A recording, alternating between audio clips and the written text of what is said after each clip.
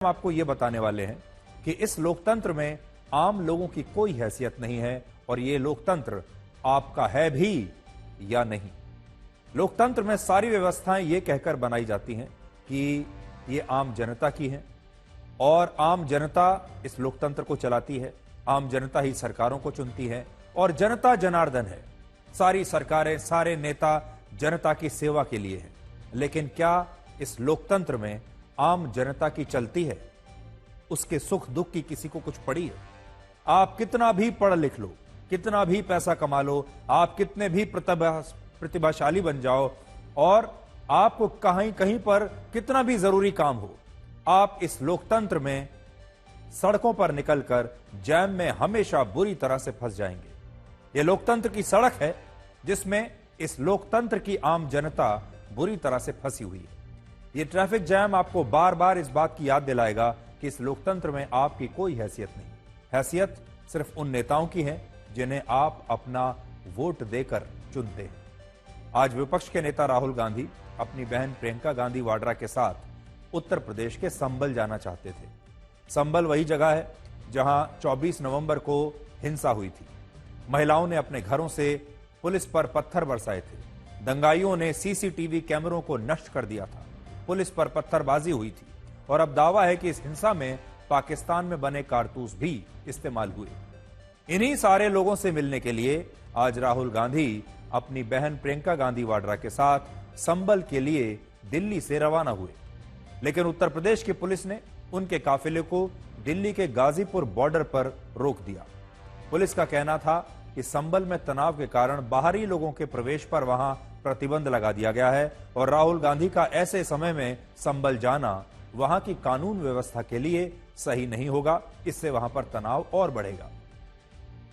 राहुल गांधी का कहना यह है कि वो भारत के विपक्ष के नेता हैं और उन्हें इस देश में कहीं भी जाने से रोका नहीं जा सकता और यह उनके संवैधानिक अधिकारों का उल्लंघन है। लेकिन राहुल गांधी के काफिले के कारण ट्रैफिक जैम में फंसे इन आम लोगों का कहना है कि क्या सारे अधिकार सिर्फ नेताओं के ही होते हैं और क्या राहुल गांधी के संवैधानिक अधिकारों के सामने इस देश के आम लोगों के मौलिक अधिकारों का कोई अस्तित्व नहीं। सबसे ज्यादा दुर्भाग्यपूर्ण बात यह है कि एक तरफ हमारे देश में बेरोजगारी के मुद्दे पर इतनी राजनीति होती है और दूसरी तरफ अपनी राजनीति चमकाने के लिए यही नेता इसी देश के लोगों के लिए अपने काम पर पहुंचना नामुमकिन बना देते हैं। और आज भी सड़कों पर यही हुआ। राहुल गांधी अपने अधिकारों के लिए उत्तर प्रदेश की पुलिस को भारत का संविधान दिखा रहे थे, उन्हें संविधान पढ़ा रहे थे। लेकिन जिन लोगों को इस संविधान और इस लोकतंत्र की आत्मा कहा जाता है, उन आम लोगों से यह ट्रैफिक जैम शायद यह कह रहा था कि वो या तो काम छोड़ दें या इस शहर को छोड़ दें। राहुल गांधी का काफिला लगभग 2 घंटे तक दिल्ली के गाजीपुर बॉर्डर पर ऐसे ही रुका रहा और इसके बाद उन्हें वापस दिल्ली लौटना पड़ा। लेकिन इससे जो आम लोग परेशान हुए, उन्होंने कांग्रेस पार्टी के कार्यकर्ताओं से सड़कों पर झगड़ा किया। उनसे पूछा कि इस देश में नेताओं की राजनीति में हर बार आम लोगों को ही क्यों पिसना पड़ता है।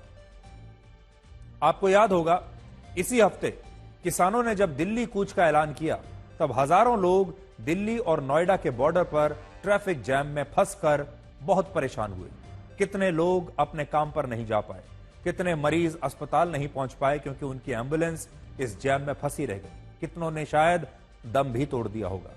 इससे पहले भी किसान आंदोलन के दौरान दिल्ली के ज्यादातर बॉर्डर लगभग 1 वर्ष तक बंद रहे और शाहीन बाग में भी 100 दिनों तक एक सड़क बंद रहने से 35 लाख लोगों को परेशानी हुई जो हर रोज यहां से गुजरते थे। लेकिन लोकतंत्र में इन आम लोगों के मौलिक अधिकारों की कोई बात ही नहीं करता।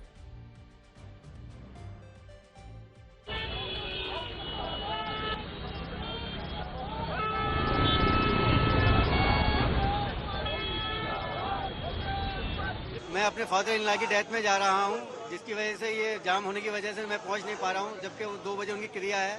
जी बहुत लेट हो जाएंगे मैं, तो ये बहुत दिक्कत का सामना करना पड़ा है। मेरी अपील है कि ये जाम आम पब्लिक को कम से कम जो है जाने की परमिशन दी जाए। लीला मैदान में जाके करिए ना, यहाँ क्यों कर रहे हैं? हमें क्यों परेशान कर रहे हैं? आपको अपनी नेतागिरी करनी है वहाँ करिए, यहाँ बैठ के मत करिए। हम लोगों को प्रॉब्लम हो रही है, हमारा टाइम वेस्ट हो रहा है, इनका टाइम तो पता नहीं फालतू ही है, ऐसा ही फील होता है। मैडम मेरे बेटी का पेपर है मेरठ में। हाँ, नरेंद्र सिंह है मेरा। कितने बजे का पेपर है? लेट हो गया। 1 बजे से पेपर है, तो लेकिन मैं यहाँ से निकलूंगा नहीं, पहुंचूंगा कैसे? ये लोग यहाँ राजनीति कर रहे हैं, दुनिया भर के ग्राउंड पड़े हैं, वहाँ जाकर रोडों पे क्यों परेशान कर रहे हैं लोगों को?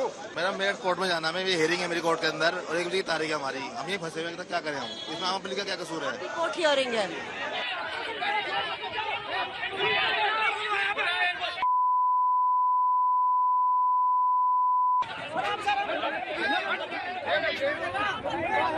बहुत तो बच्चे पानी मांग रहे हैं, कभी गर्मी लग रही है बच्चों को। जी, कहाँ जाना था आप लोगों को? हमें हापुड़। और कितना समय हो गया होगा फंसे हुए? 1.5 घंटा हो गया हमारे को, 1.5 से ज्यादा ही हो गया होगा। मैं 10 बजे से फंसी हूँ, मुझे गाजियाबाद जाना था, ऑफिस पहुंचना था, बट मुझे लग नहीं रहा है कि शाम तक कुछ खुलेगा। और जिस तरीके से एवरीबडी, मतलब nobody is here to help. Ever you have seen in your country? Nah, never. And you are going from? Going from where? Sorry, say it Delhi again. We're going from Delhi to Rishikesh. For what? Holiday. All the way? Sightseeing, You yeah. have never seen in your country? Never. आज एक बड़ा सवाल यह है कि राहुल गांधी आखिर संभल क्यों जाना चाहते हैं, लेकिन उससे पहले आम लोगों के अधिकारों की बात कर लेते हैं, उससे पहले संविधान की बात कर लेते हैं। राहुल गांधी वो नेता हैं जो हर जगह संविधान की कॉपी लेकर जाते हैं। आज भी वो संविधान की कॉपी लेकर अपने अधिकारों की बात कर रहे थे।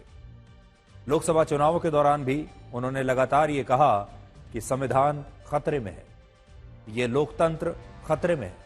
लेकिन आज ये तस्वीरें आपको ये बताएंगी कि असल में आम जनता के अधिकार खतरे में है। ये संविधान जो शक्तियां आम जनता को देता है, जो अधिकार आम जनता को देता है, वो अधिकार खतरे में पड़ गए हैं। जो नेता हमेशा संविधान की बात करता हो, उसने एक ही झटके में हजारों लोगों के संवैधानिक अधिकारों का हनन कर लिया। और यह अधिकार है काम करने का अधिकार, यह अधिकार है अपने काम से किसी भी जगह जाने का अधिकार, अपनी मर्जी से कहीं भी आने जाने का अधिकार, ये अधिकार है सड़क पर चलने का अधिकार। इस देश में हर नागरिक को सड़क पाने का अधिकार है, सड़क पर चलने का अधिकार है, अपने काम पर जाने का अधिकार है, घर से बाहर निकलकर अगर उसे कोई काम है तो वो काम करने का अधिकार है। और ये सारे अधिकार हमारा संविधान हमें देता है। लेकिन हमारे देश के नेता मिनटों में इन अधिकारों का हनन कर लेते हैं, और ये सब कुछ लोकतंत्र के नाम पर होता है, संविधान के नाम पर होता है, आम जनता के नाम पर होता है। और आम जनता की क्या स्थिति हो जाती है आज आप देख लीजिए।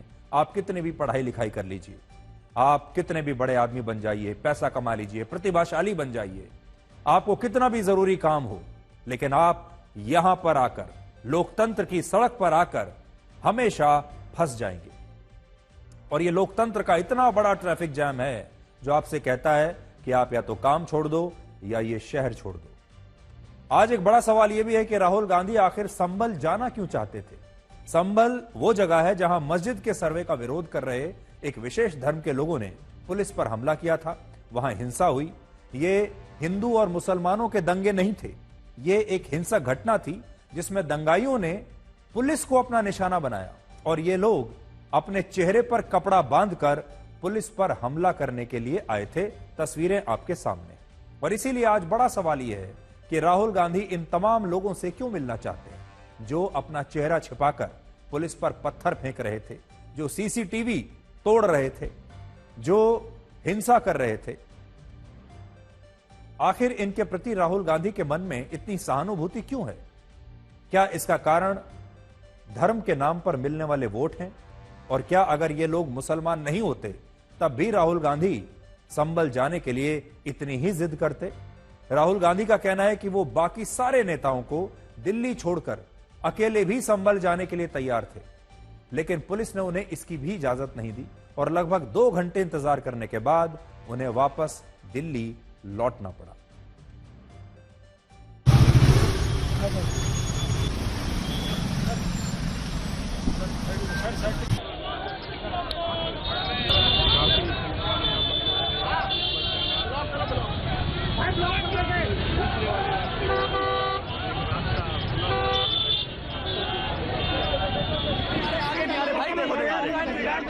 What basis if they deny the LOP permission to go? It's the issue of law and order. But am I going to disturb law and order? But I'm going to go with the police quietly and come back. I'm going alone. अकेला. यहाँ पे मतलब रोकने को बोला है. हम पूछ रहे हैं कि भाई परमिशन तो दिखाओ, ऑर्डर दिखाओ, कैसे कर रहे हो, किस बेसिस पे कर रहे हो. मेरा अधिकार बनता है कि मैं जा सकता हूं, मगर तब भी वो मुझे रोक रहे हैं. मैंने कहा है कि मैं अकेला जाने को तैयार हूं, पुलिस के साथ जाने को तैयार हूं, मगर उन्होंने वो भी बात एक्सेप्ट नहीं की. एक्चुअली जो LOP के अधिकार हैं उसके खिलाफ है. मुझे अलाउ करना चाहिए. ये कॉन्स्टिट्यूशन के खिलाफ है. हम सिर्फ संभल जाना चाहते हैं, देखना चाहते हैं वहाँ क्या हुआ, लोगों से मिलना चाहते हैं.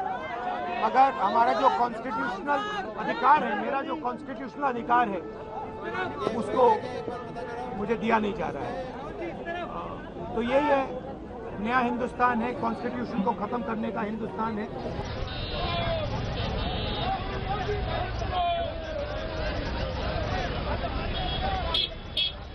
संभल में हिंसा हुई है और लोग मारे गए हैं और हम अपनी आंखों से वहां जाकर समझना चाहते थे कि हुआ क्या, मगर पुलिस ने हमें परमिशन नहीं दी.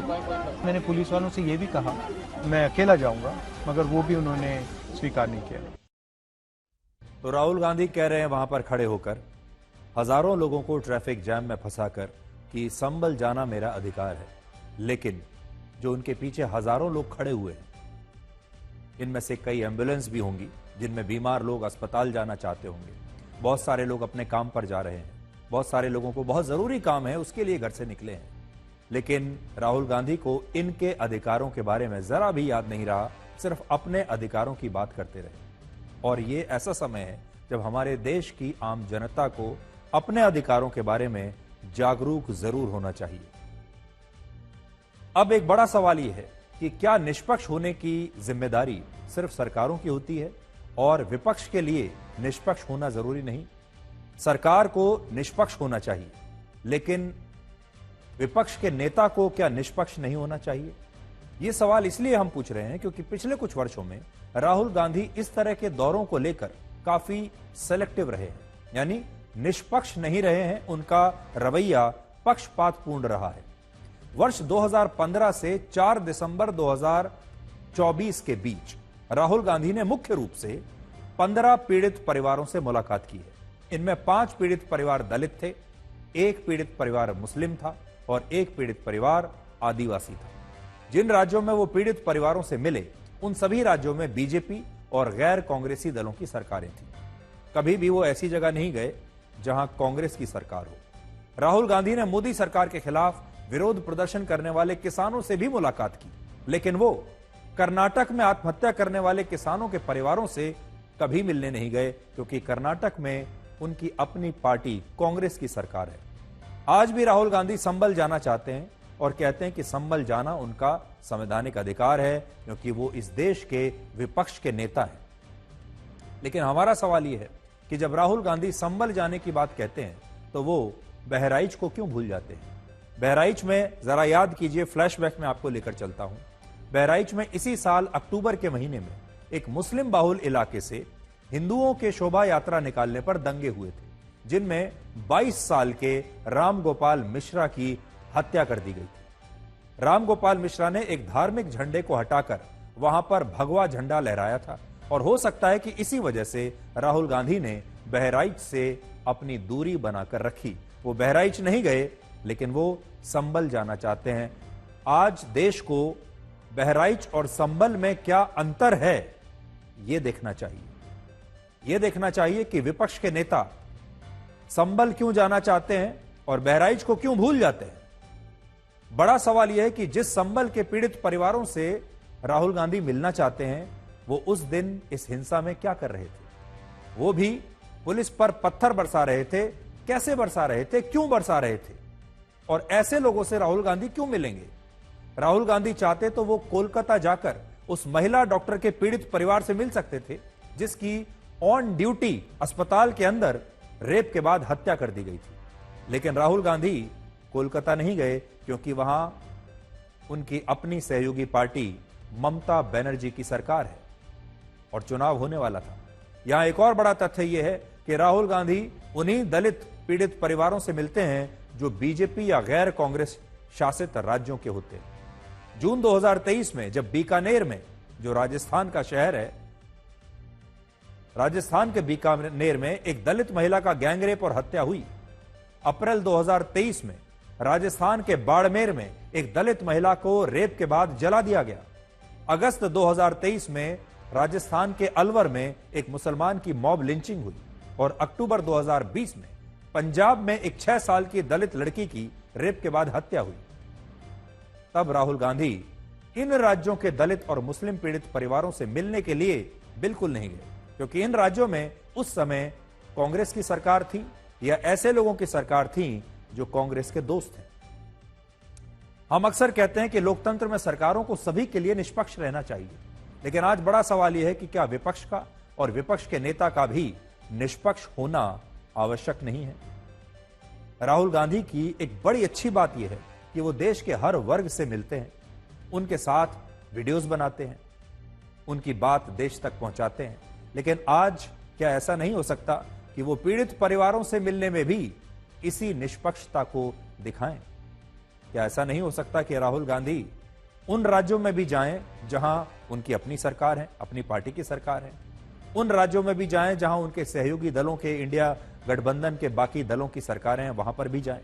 तब इस देश के लोग वाकई में राहुल गांधी को एक निष्पक्ष विपक्षी नेता मानेंगे। निष्पक्षता बहुत आवश्यक है। राहुल गांधी और बाकी के जो नेता हैं वो कहते हैं मीडिया को निष्पक्ष होना चाहिए, सरकार को निष्पक्ष होना चाहिए, अधिकारियों को निष्पक्ष होना चाहिए, अदालतों को निष्पक्ष होना चाहिए। उनकी ये मांग रहती है कि उन्हें छोड़कर पूरे भारत में सबको निष्पक्ष होना चाहिए। लेकिन क्या विपक्षी दल और विपक्ष के नेता खुद निष्पक्ष हैं? जिस दिन विपक्ष के नेता खुद निष्पक्ष हो जाएंगे उस दिन उन्हें निष्पक्षता की ये मांग करना जायज लगेगा, ये जायज ठहराया जा सकता है। इसलिए आज का बड़ा सवाल यह है कि विपक्ष के नेता राहुल गांधी को अब खुद अपनी भी निष्पक्षता इस देश के लोगों को दिखानी पड़ेगी। आप आरोप लगाते रहते हैं कि मीडिया जो है वो पक्षपात करता है, निष्पक्ष नहीं है। बहुत सारे लोग ये आरोप लगाते हैं कि अदालतें भी पक्षपात करती हैं, वो निष्पक्ष नहीं है। सरकार पक्षपात करती है, सरकार भी निष्पक्ष नहीं है। बाकी के जो सरकारी अधिकारी हैं वो भी निष्पक्ष नहीं है। इलेक्शन कमीशन वो भी निष्पक्ष नहीं है। ईडी वो भी निष्पक्ष नहीं है। सीबीआई, इनकम टैक्स ये भी निष्पक्ष नहीं है। पुलिस वो भी निष्पक्ष नहीं है। लेकिन विपक्ष के नेता क्या खुद निष्पक्ष हैं? अगर वो निष्पक्ष रहेंगे तब उन्हें यह सवाल पूछने का अधिकार होगा। हालांकि विपक्षी दल और कांग्रेस पार्टी अब भी यही सवाल पूछ रही है कि बीजेपी संबल में ऐसा क्या छिपाना चाहती है कि उसे राहुल गांधी के वहां जाने से इतना डर लग रहा है। राहुल जी नेता प्रतिपक्ष हैं, उनके संवैधानिक अधिकार होते हैं, वो बाकी लोगों से अलग होते हैं, उनको रोका नहीं जा सकता।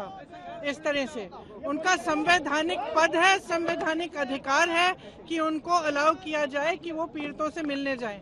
उन्होंने ये भी कहा कि मैं अकेला चले जाऊंगा, पुलिस वालों के पास कोई जवाब नहीं है। शायद उत्तर प्रदेश की स्थिति क्या ये है कि आप इतना भी नहीं संभाल सकते, तो फिर आप इतना गर्व से क्यों कहते हैं कि लॉ एंड ऑर्डर आपने संभाल रखा है यूपी में? सरकार किसी को नहीं जाने दे रही है, प्रशासन किसी को नहीं जाने दे रहा है। आखिरकार ये सोचने की बात है, क्यों नहीं जाने दे रहे हैं?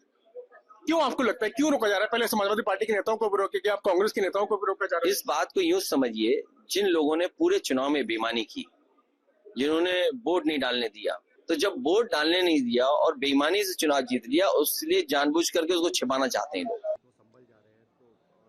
पार्लियामेंट में उठा नहीं रहे, वहां जा रहे हैं। और पुलिस की तरफ से ये कहा जा रहा है कि अभी वहाँ की सिचुएशन नॉर्मल नहीं है, वहाँ पे नहीं आना चाहिए। पुलिस तो वहाँ किसी को जाने ही नहीं देगी, सर लोग फॉर्मेलिटी कर रहे हैं। और कार्टेज श्री राहुल गांधी जी के पास Z+ विद ASL सिक्योरिटी है। ASL का फुल फॉर्म ये वो सिक्योरिटी है जो देश के गृह मंत्री के पास है, देश के रक्षा मंत्री के पास। इस प्रकार की सुरक्षा के व्यक्ति को जहां जाना होता है एडवांस में वो प्रोग्राम बताया जाता है, एडवांस में वहां पर पुलिस की टीम पहुंचती है और उस जगह को सैनिटाइज करती है और उसके बाद क्लियरेंस देती है।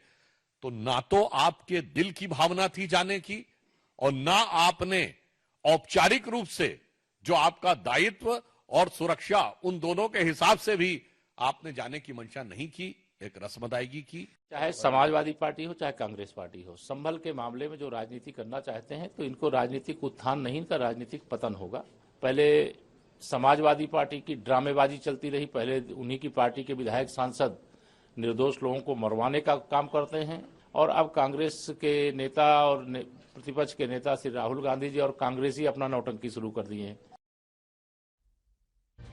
आज संभल में हुई हिंसा की इतनी चर्चा इसलिए हो रही है क्योंकि यह मामला मुसलमानों से जुड़ा हुआ है और विपक्षी नेता यही बताने की कोशिश कर रहे हैं कि बीजेपी की सरकार संभल में मुसलमानों के खिलाफ साजिश कर रही है और मुसलमानों को झूठे आरोपों में फंसाया जा रहा है, उन पर अत्याचार हो रहा है।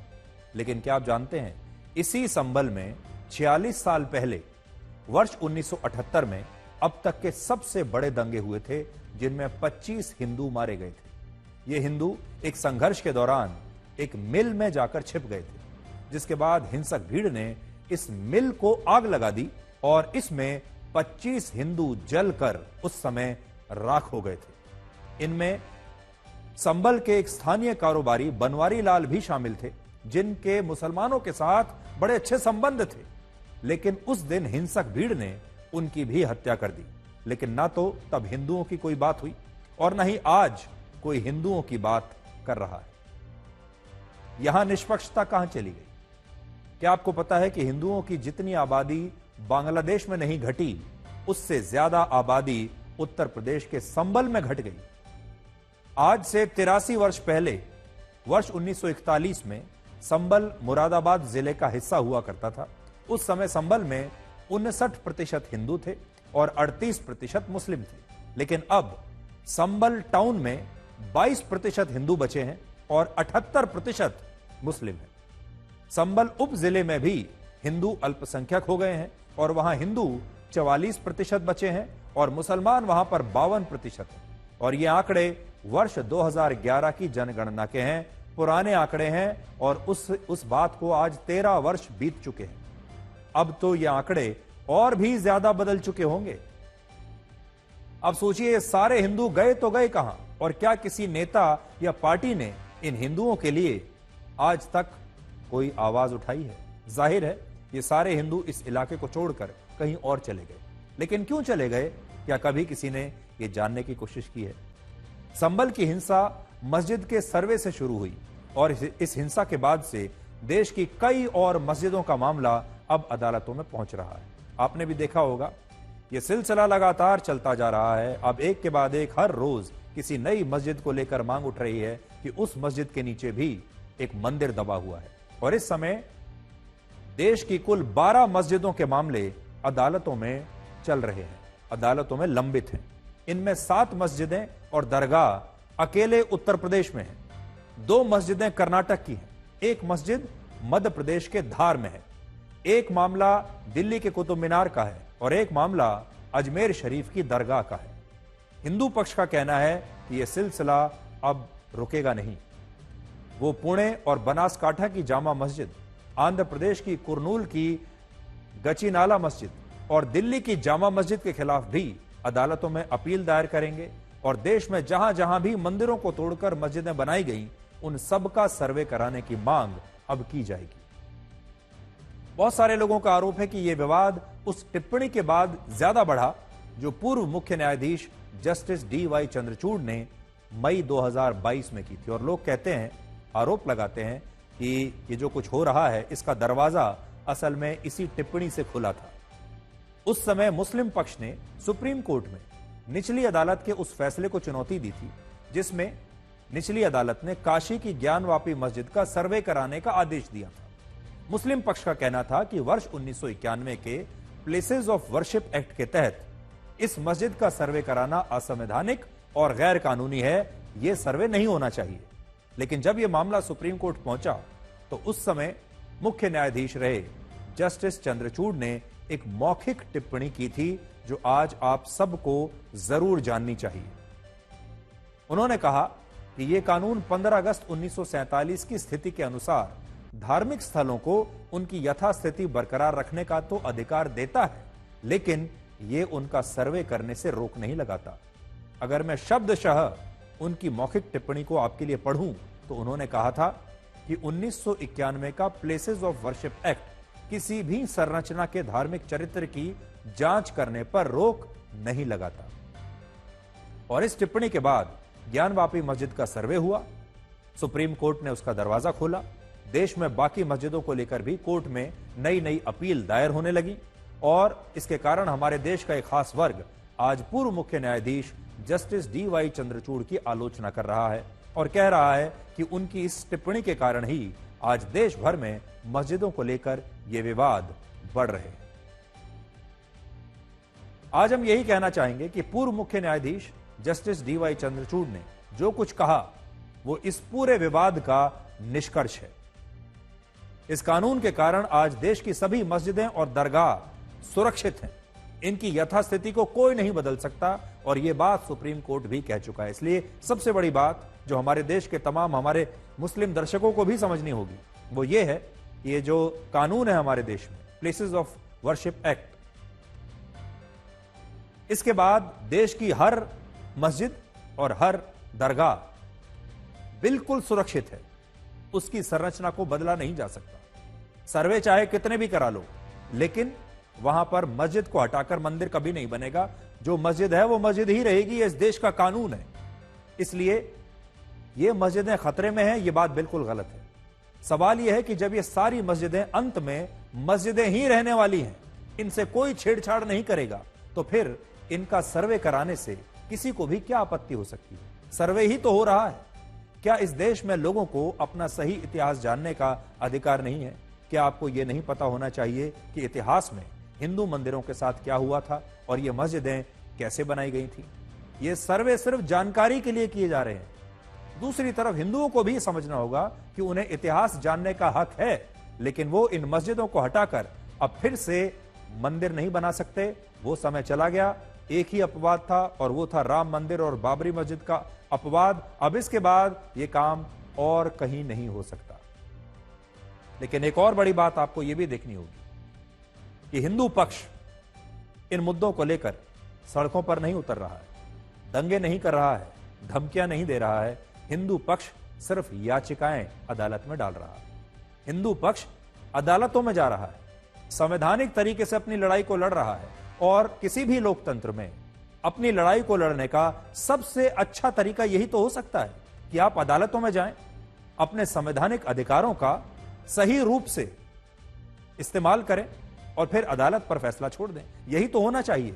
इसका फैसला सड़कों पर नहीं हो सकता, पत्थरबाजी से नहीं हो सकता, संघर्ष से, धमकियां देने से नहीं हो सकता। इसलिए अदालतें सबके लिए बराबर हैं। आज हमने शुरुआत ही निष्पक्षता के साथ की थी। नेता निष्पक्ष हो सकता है, ना हो सकता है बाकी की पुलिस भी निष्पक्ष ना हो, प्रशासन भी निष्पक्ष ना हो, लेकिन अदालतें आज भी निष्पक्ष हैं। जितना अधिकार हिंदू पक्ष को है अदालत में जाने का और अपनी बात कहने का, उतना ही अधिकार मुस्लिम पक्ष को भी है। वो भी चाहें तो अदालत में जा सकते हैं, अपना पक्ष रख सकते हैं। लेकिन इसके लिए सड़कों पर संघर्ष करना, पत्थरबाजी करना, एक दूसरे के खिलाफ हिंसा करना, ये देश के लिए और हमारे समाज के लिए और किसी भी धर्म के लिए अच्छा नहीं होगा। अब हम आपको महाराष्ट्र लेकर चलते हैं, जहां चुनावों के नतीजे आने के पूरे 11 दिनों के बाद मुख्यमंत्री के नाम पर आखिरकार सहमति बन गई है। बीजेपी गठबंधन ने सर्वसम्मति से तय किया है कि 54 साल के देवेंद्र फडणवीस महाराष्ट्र के नए मुख्यमंत्री होंगे। एकनाथ शिंदे और अजीत पवार इस सरकार में उप मुख्यमंत्री बन सकते हैं, लेकिन एकनाथ शिंदे अब भी इस पर कुछ साफ साफ कहने से बच रहे हैं। और आज उनका यह बयान काफी चर्चा में है। जब एक पत्रकार ने उनसे पूछा कि क्या आप उप मुख्यमंत्री के रूप में शपथ लेंगे, क्या आप इस बात की पुष्टि कर रहे हैं? तो उन्होंने क्या जवाब दिया, आप सुनिए। अभी शाम तक रुको, अभी कल शपथ ली है ना। शाम तक उनका समझ में आएगा, मैं तो लेने वाला हूँ।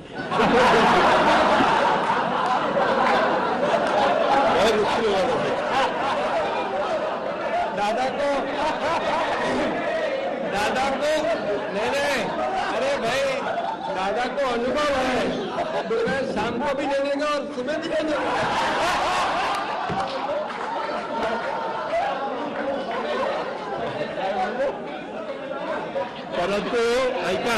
परंतु ऐका पूर्वी आम्ही सकाळी दोघांनी घेतली होती, तो हे राहून गेलेलो होता, आता पुढे 5 वर्ष आता ठेवणार आहे। सगळे कन्फ्युजन दूर होतील, थोडी कळ काढा, काही कन्फ्युजन ठेवणार नाही, सगळं क्लिअर। काही कन्फ्युजन नाही आहे, बाबा काही कन्फ्युजन नाही। सगळ्यांना उद्या तुम्ही 5:30 वाजता नाही 5 वाजता हजर व्हा आणि परत दादांच्या बद्दल किंवा आमच्या बद्दल काय तुम्ही बातम्या। अब देखिए, अभी भी एकनाथ शिंदे साफ साफ ये नहीं कह रहे हैं कि वो इस सरकार में उप मुख्यमंत्री बनने के लिए तैयार हो गए हैं। उनसे सवाल भी पूछा गया तो उन्होंने साफ साफ जवाब नहीं दिया। लेकिन उनके बगल में अजीत पवार बैठे हुए थे और अजीत पवार ने बिल्कुल साफ शब्दों में कहा कि एकनाथ शिंदे का पता नहीं, लेकिन मैं जरूर उप मुख्यमंत्री के तौर पर शपथ ले रहा हूं। और फिर एकनाथ शिंदे ने एक मजाक में उनके लिए कुछ शब्द कहे जो आपने देख लिए। महाराष्ट्र में बहुमत के लिए 145 सीटें चाहिए और इस हिसाब से बीजेपी के पास अभी इससे सिर्फ 13 सीटें कम हैं। महाराष्ट्र में बीजेपी ने 132, शिवसेना ने 57 और एनसीपी ने 41 सीटें जीती हैं। तो कौन कहां खड़ा है ये आप देख लीजिए। बीजेपी 132 सीट, एकनाथ शिंदे की शिवसेना 57 और एनसीपी अजीत पवार की, उनके पास 41 सीटें। अगर बीजेपी चाहे तो वो एकनाथ शिंदे की पार्टी के बिना भी सिर्फ अजीत पवार के साथ मिलकर बहुत आराम से सरकार बना सकती है। बीजेपी ने एकनाथ शिंदे को मनाने के लिए इतना इंतजार सिर्फ इसलिए किया क्योंकि वो इस गठबंधन को बरकरार रखना चाहती है और वो गठबंधन के धर्म को निभा रही है। दूसरा, एकनाथ शिंदे मराठा समुदाय से आते हैं और लोगों ने इस बार के चुनाव में उन्हें बाला साहेब ठाकरे का असली उत्तराधिकारी चुन लिया है। वर्ष 2022 में जब एकनाथ शिंदे 41 विधायकों के साथ मुख्यमंत्री बने थे, तब 105 विधायकों वाली बीजेपी के नेता देवेंद्र फडणवीस ने उप मुख्यमंत्री बनने में जरा भी संकोच नहीं किया। मुख्यमंत्री से उप मुख्यमंत्री बन गए और यही बात देवेंद्र फडणवीस के पक्ष में गई और उन्हें दोबारा से मुख्यमंत्री बनाने का यह फैसला किया गया है। तो आप देखिए, समय का जो चक्र है वो चलता ही रहता है। एक समय ऐसा आया जब देवेंद्र फडणवीस को उप मुख्यमंत्री बनना पड़ा और छोटी पार्टी होने के बावजूद एकनाथ शिंदे मुख्यमंत्री बन गए। और अब समय का चक्र थोड़ा और आगे बढ़ा। अब देवेंद्र फडणवीस वापस से मुख्यमंत्री बनेंगे और अगर जो खबरें आ रही हैं उसके हिसाब से एकनाथ शिंदे को डिप्टी चीफ मिनिस्टर बनना पड़ेगा। वर्ष 2014 में जब लोकसभा के चुनाव हो रहे थे, तब प्रधानमंत्री मोदी ने कहा था कि नागपुर ने देश को देवेंद्र फडणवीस के रूप में एक बहुत बड़ा तोहफा दिया है। यह बात उस समय की है जब महाराष्ट्र की राजनीति में भी देवेंद्र फडणवीस का नाम बहुत कम लोगों ने सुना था। उनका कद इतना बड़ा नहीं था जितना आज है। एक जमाने में देवेंद्र फडणवीस मॉडलिंग भी किया करते थे। उस जमाने की तस्वीर हमने अब आपको दिखाई है। हालांकि देवेंद्र फडणवीस के लिए राजनीति कभी भी नई नहीं थी। उनका जन्म एक राजनीतिक परिवार में ही हुआ। उनके पिता गंगाधर राव फडणवीस नागपुर से महाराष्ट्र की विधान परिषद के सदस्य थे। देवेंद्र फडणवीस का एक डायलॉग बड़ा मशहूर है। वो कहते हैं, टेंशन नहीं लेने का। और इससे आप सब भी सीख सकते हैं कि समय अच्छा चल रहा हो या खराब चल रहा हो, चुनाव में जीत हो या हार हो, मुख्यमंत्री की कुर्सी आए या जाए, टेंशन नहीं लेने का, ये आप देवेंद्र फडणवीस से सीख सकते हैं। 5 साल मुख्यमंत्री रहने के बाद वर्ष 2022 में जब बीजेपी ने उन्हें उप मुख्यमंत्री बनने के लिए कहा तो उनका पहला शब्द यही था, टेंशन नहीं लेने का। बहुत कम लोग इस बात को जानते हैं कि देवेंद्र फडणवीस जब नागपुर में होते हैं तब वो एक दिन में 50 से भी ज्यादा कार्यक्रमों में शामिल होते हैं और वो बीजेपी के कार्यकर्ताओं को उनके नाम से जानते हैं। एक अच्छे नेता की पहचान यही होती है कि वो अपनी टीम के हर सदस्य के साथ जुड़ा रहे, उनके साथ खड़ा रहे।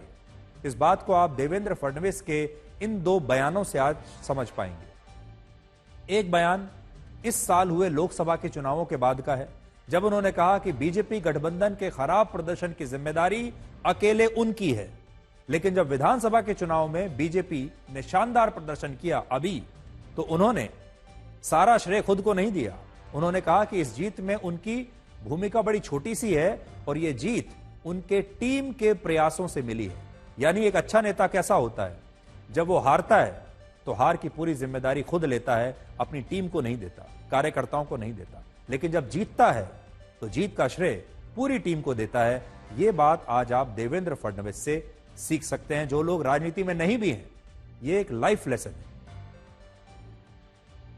ये जो हमारा महाराष्ट्र में डिबैकल हुआ है, या जो हमें एक प्रकार से हार मिली है, हमारी सीटें कम हुई है, इसकी पूरी जिम्मेदारी ये मेरी है। मैं इस जिम्मेदारी को स्वीकारता हूं। कहां कमियां रही है उसको पूरा करने की कोशिश करूंगा। मैं भागने वाला आदमी तो हूं नहीं, और जोरों से मैदान में उतरूंगा। तो मैं आधुनिक अभिमन्यु हूं, चक्रव्यूह को भेदना जानता हूं। हमने चक्रव्यूह को भेदा है, और ये कोई मैं पहले भी कह रहा हूं, वापस कह रहा हूं, इस विजय में मेरा बहुत छोटा उसमें मैं समझता हूं कि सहभाग है। एक ये हमारी जो पूरी टीम है, इस टीम ने इस विजय को लाया है। हम सब लोग एक साथ रहे, एक साथ मिलकर हमने ये काम किया, इसलिए मैं ऐसा मानता हूं कि इस एकता का ये विजय है। देवेंद्र फडणवीस बीजेपी के सबसे कम उम्र के मुख्यमंत्रियों में से एक होंगे। उनकी उम्र 54 वर्ष है, जबकि उत्तर प्रदेश के मुख्यमंत्री योगी आदित्यनाथ 52 साल के हैं। उत्तराखंड के मुख्यमंत्री पुष्कर सिंह धामी 49 साल के हैं। अरुणाचल प्रदेश के मुख्यमंत्री पेमा खांडू 45 साल के हैं, और गोवा के मुख्यमंत्री प्रमोद सावंत 51 साल के हैं। आपको पंजाब लेकर चलते हैं, जहां अमृतसर के स्वर्ण मंदिर में पंजाब के पूर्व मुख्यमंत्री सुखबीर सिंह बादल पर एक जानलेवा हमला हुआ है। सुखबीर सिंह बादल को अकाल तख्त ने एक धार्मिक सजा सुनाई है और उन्हें तनखैया घोषित किया हुआ है, और वो इसी सजा को काट रहे हैं आजकल स्वर्ण मंदिर में। तनखैया उन लोगों को कहा जाता है जो अपने धर्म की बेअदबी करते हैं, और ऐसे लोगों को सिखों की सबसे बड़ी धार्मिक संस्था अकाल तख्त सजा सुनाती है। और सुखबीर सिंह बादल को भी अकाल तख्त ने इसी तरह के मामले में गुरुद्वारों में सेवा करने की सजा सुनाई थी, और आज इसी के तहत सुखबीर सिंह बादल अमृतसर के स्वर्ण मंदिर में पहरेदार का काम कर रहे थे।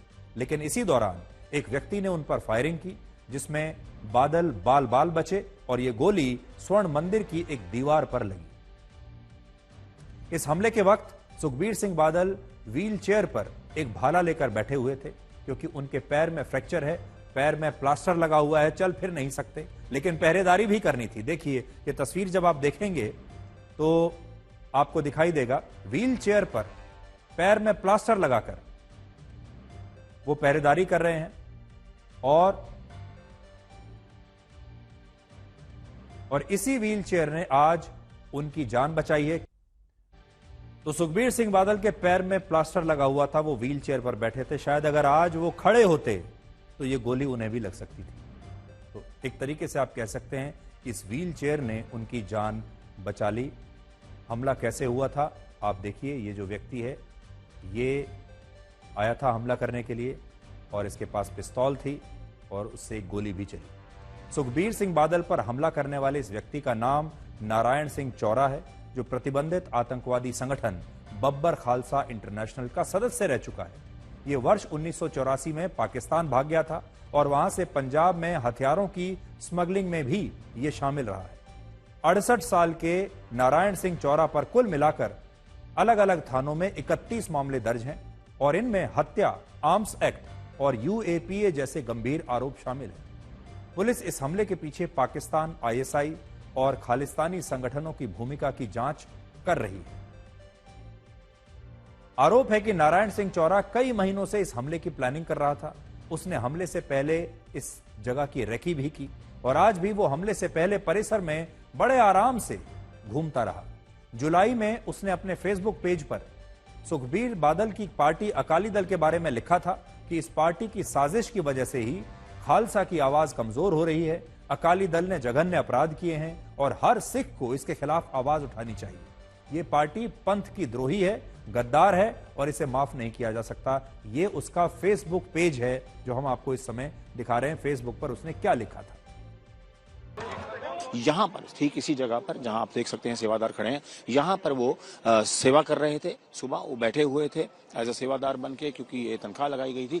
और तभी से इधर से एक अक्यूज रहा जो कि आइडेंटिफाइड हुआ है, फॉर्मर मिलिटेंट नारायण सिंह चौड़ा। वो यहाँ से पानी में पैर धोने के बाद वहाँ गया और उसने पिस्टल निकाला और पॉइंट किया सुखबीर सिंह बादल की तरफ। तभी जो सुखबीर सिंह बादल की सिक्योरिटी में लोग थे, एसजीपीसी के लोग थे, पुलिस के लोग थे, उन्होंने ओवर पावर किया और उसको हटाया। और गन शॉट जो है आप देख सकते हैं कि ऊपर वहां पर, मैं कैमरा पर्सन गुंजीत को कहूंगा दिखाएं कि वहां पर वो गन शॉट फायर हुआ और मिस फायर हो गया। पुलिस वहां बहुत मुस्तैद थी और एक एआईजी, 2 एसपी और 2 डीएसपीज की वहां ड्यूटी लगी हुई थी और तकरीबन 175 हमारे कांस्टेबल्स और अदर रैंक्स वहां ड्यूटी पे थे सिविल कपड़ों में। और जैसे ही उनको इस व्यक्ति पे, हमलावर पे शक हुआ, उसको इमीडिएटली उसको काबू किया गया और उसको निष्क्रिय किया गया, जिसकी वजह से आज एक बहुत बड़ा हादसा होते होते टल गया। ਇਹਦੀ ਗਹਿਰਾਈ ਨਾਲ ਜਾਂਚ ਕੀਤੀ ਜਾਵੇ ਤੇ ਬਹੁਤ ਜਲਦੀ ਕਿ ਉਹਦੇ ਪਿੱਛੇ ਕੀ ਕਾਰਨ ਸੀ, ਕੌਣ ਉਹਦੇ ਪਿੱਛੇ ਹੱਥ ਕਿਹਦਾ ਤੇ ਪੰਜਾਬ ਨੂੰ ਜਾਂ ਪੰਜਾਬ ਨੂੰ ਬਦਨਾਮ ਕਰਨ ਲਈ ਇਹ ਜਿਹੀਆਂ ਸਾਜ਼ਿਸ਼ਾਂ ਜਿਹੜੀਆਂ ਨੇ ਉਹ ਅਸੀਂ ਕਾਮਯਾਬ ਨਹੀਂ ਹੋਣ ਦੇਵਾਂਗੇ।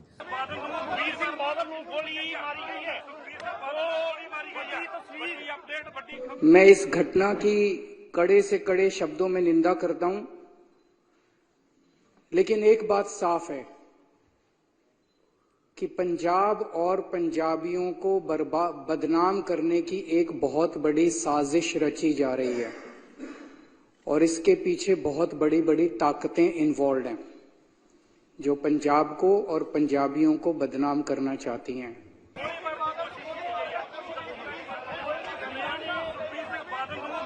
आम आदमी पार्टी ने पंजाब को कोई कानून नाम की चीज छोड़ी नहीं। आम आदमी पार्टी जब से पंजाब में आई है डर नाम की चीज नहीं रहेगी। गैंगस्टर जेलों से राज कर रहे हैं, पंजाब जेलों से चलाया जा रहा है और आज कानून व्यवस्था इस कदर गिर चुकी है, सुरक्षा इस कदर पंजाब में खत्म हो चुकी है कि एक Z+ प्रोटेक्टिव भी पंजाब में सुरक्षित नहीं है। ये आम आदमी पार्टी, अरविंद केजरीवाल, भगवंत मान की देन है पंजाब को। अब आप ये जानिए कि सुखबीर सिंह बादल, जो एक जमाने में पंजाब के उप मुख्यमंत्री थे, पंजाब की राजनीति के इतने शक्तिशाली नेता थे, शिरोमणि अकाली दल के अध्यक्ष, इन्हें अकाल तख्त ने ऐसी सजा क्यों सुनाई है कि इन्हें अब स्वर्ण मंदिर में इस तरह की सेवाएं देनी पड़ रही है। तो इन्होंने क्या किया था? डेरा सच्चा सौदा के गुरमीत राम रहीम ने सिखों के 10वें गुरु गोविंद सिंह जैसा चोला पहना था और इस मामले में जो शिकायत की गई उसे सुखबीर सिंह बादल ने सरकार में रहते हुए वापस ले लिया था। इसके अलावा जब गुरमीत राम रहीम को सिख धर्म से बाहर निकाला गया था तब सुखबीर सिंह बादल ने ही उसे माफी दिलवाई थी। और ये सभी मामले 2007 और 2017 के बीच के हैं, जब पंजाब में शिरोमणि अकाली दल की सरकार थी। और इस तरह के मामलों में अकाल तख्त ने सुखबीर बादल और उनकी कैबिनेट में शामिल रहे कुछ मंत्रियों को एक धार्मिक सजा सुनाई है। इन मंत्रियों में बिक्रमजीत सिंह मजीठिया भी शामिल है और सजा के तौर पर सुखबीर बादल को गुरुद्वारों में कई तरह की सेवा करनी होगी। उन्हें गुरुद्वारों में झाड़ू लगानी होगी, बर्तन साफ करने होंगे, शौचालय साफ करने होंगे, जूते पॉलिश करने होंगे, गले में तख्ती लटका कर रखनी होगी। पैर में प्लास्टर की वजह से सुखबीर बादल सफाई तो नहीं कर पा रहे हैं, इसलिए वो गले में तख्ती लटकाकर चौकीदारी आजकल कर रहे हैं स्वर्ण मंदिर में। सजा के तौर पर सुखबीर बादल को अपनी पार्टी के अध्यक्ष पद से इस्तीफा भी देना पड़ा है। इसके अलावा अकाल तख्त ने सुखबीर बादल के पिता और पंजाब के पूर्व मुख्यमंत्री प्रकाश सिंह बादल को दिया गया फक्र कौम पुरस्कार वापस ले लिया। वर्ष 2007 से 2017 के बीच प्रकाश सिंह बादल पंजाब के मुख्यमंत्री थे और इस दौरान 2009 से 2017 तक सुखबीर सिंह बादल पंजाब के उप मुख्यमंत्री रहे और अब उन्हें अकाल तख्त ने यह सजा सुनाई है और उन्होंने इस सजा को सहर्ष स्वीकार कर लिया है। इसे किसी भी प्रकार की उन्होंने कोई चुनौती नहीं दी, सहर्ष स्वीकार किया और अब वो और उनके साथी स्वर्ण मंदिर में सेवा कर रहे हैं, सफाई कर रहे हैं, शौचालय साफ कर रहे हैं, बर्तन साफ कर रहे हैं। ये आप जो तस्वीर देख रहे हैं, अपने गले में तख्ती लटकाकर सुखबीर बादल, जो एक जमाने में उप मुख्यमंत्री हुआ करते थे, आज यहां एक दरबान की भूमिका में, एक पहरेदार की भूमिका में आपको दिख रहे हैं। आपको यहां यह भी देखना चाहिए कि अरविंद केजरीवाल दिल्ली में कानून व्यवस्था का बड़ा मुद्दा बनाते हैं। कहते हैं कि दिल्ली में हाल बड़ा खराब है, दिल्ली पुलिस कोई काम नहीं करती। लेकिन पंजाब में जहां उनकी अपनी पार्टी की सरकार है और उनके तहत पुलिस भी आती है, वहां एक खालिस्तानी समर्थक खुलेआम हथियार लेकर स्वर्ण मंदिर में घुस जाता है और इतनी आसानी से एक इतने बड़े नेता पर हमला कर देता है। और इस बार अरविंद केजरीवाल वैसी बातें नहीं कर रहे जैसी वो दिल्ली के बारे में करते। तो तस्वीरें आप एक बार फिर से देख लीजिए कि स्वर्ण मंदिर में आज यह हमला कैसे हुआ। दीवार पर यहां गोली लगी है।